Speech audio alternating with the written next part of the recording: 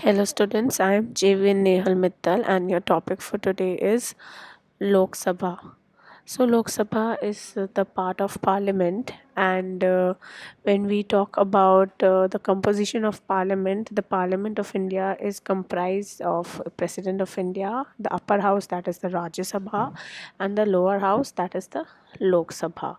And Hindi names of both the houses are this only, Rajya Sabha and Lok Sabha, and this was adopted by the upper house and the lower house respectively. So the constitution describes the structure of the parliament in Article 79, and it states that the parliament comprises of the president and two houses, that is the lower house or the house of people and upper house or council of states. Now first, we will discuss Lok Sabha. So, the provisions of Article 331 of the Indian Constitution provides for the existence of the House of the People, and it shall consist of a maximum of 530 chosen members from different states, not more than 20 members to be chosen from the union territories. So if president feels that there is a lack of representation of the Anglo-Indian community in parliament, he may nominate two members of the Anglo-Indian community. Some seats are also reserved for the scheduled caste and the scheduled tribe communities, especially that are laid aside for them all over the country. So the representation is allocated to the states and the union territories according to the Representation of the People Act passed by the Parliament of India in 1951. The Lok Sabha, unless dissolved midway, continues its tenures for 5 years from the day of its first meeting. Now, the tenure of Lok Sabha, the members who are elected by universal adult suffrage service their offices for a tenure of 5 years. However, if devoid of a popular majority, the government can fall and the House can dissolve midway any time before the completion of 5 years. Now, the qualification for membership of parliament. So the qualification necessary for becoming a member of parliament is provided in Article 84 of the Indian Constitution.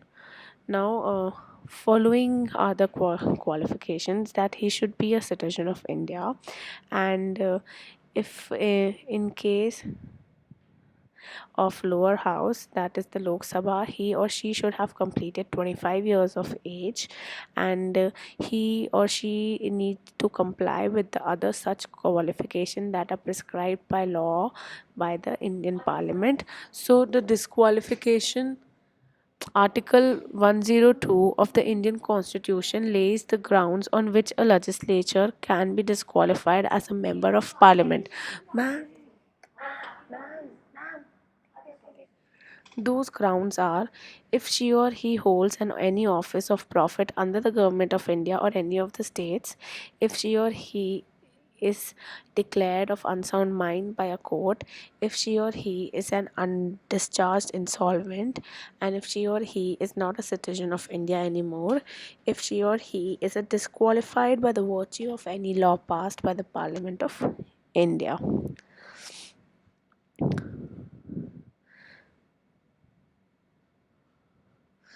Now, the Speaker and the Deputy Speaker of Lok Sabha. So, to provide over seasons of the House, the Speaker of Lok Sabha is elected among the sitting members of the House, and he or she is generally elected in the first meeting of the Lok Sabha, and the service is a tenure of 5 years along with that particular Lok Sabha.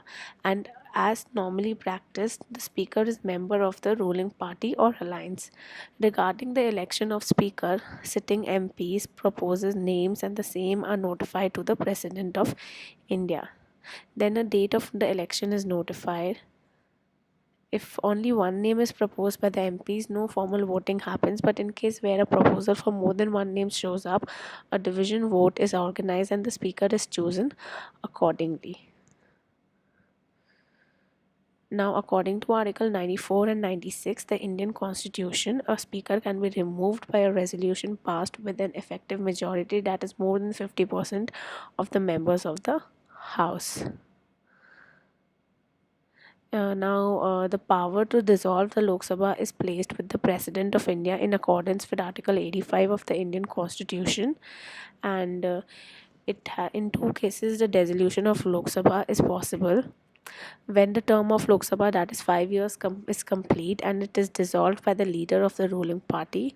Second, when the government loses the majority floors test, it is about to happen, and in that case, the president can dissolve the house.